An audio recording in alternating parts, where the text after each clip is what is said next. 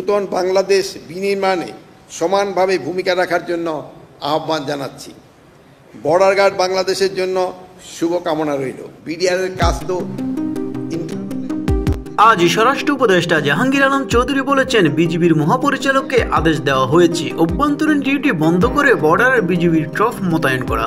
তিনি বলেন, আমি বিজিবিকে দেশের সীমান্তে সুরক্ষায় অতন্ত্র প্রহরীর পাশাপাশি নতুন বাংলাদেশ বিনির্মাণে মানভাবে ভূমিকা রাখার জন্য আহ্বান জানাচ্ছি। বর্ডার গার্ড বাংলাদেশকে শুভেচ্ছা জানান তিনি। বিজিবি এবং বিএসএফ একটা কিন্তু বড় ধরনের একটা ডিফারেন্স আছে।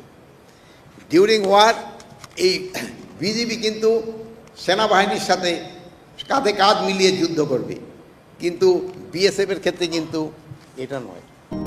তিনি বলেন, বিজিবির কাজ তো অভ্যন্তরীণ সীমান্ত রক্ষা নয়, তাদের কাজ সীমান্তে। এখন যে আমাদের ছোটখাটো একটা উত্তেজনা বিরাজ করছে তা প্রতিহত করা। আজ সকালে বিজিবির মহাপরিচালককে আদেশ দেওয়া হয়েছে অভ্যন্তরীণ ডিউটি বন্ধ করে বর্ডারের বিজিবির ট্রফ মোতায়েন করা।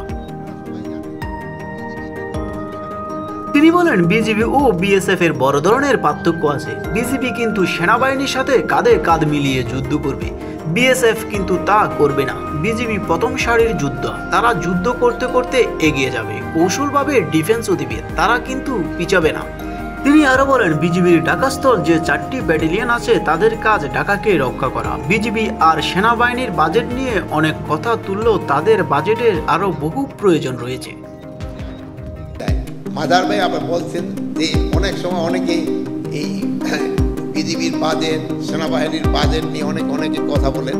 তো মাদার ভাই আমার মনে হয় এই জিনিসটা সবাই সামনে আনবেন যে বিজিবি এবং সেনাবাহিনী বাজেটের আরো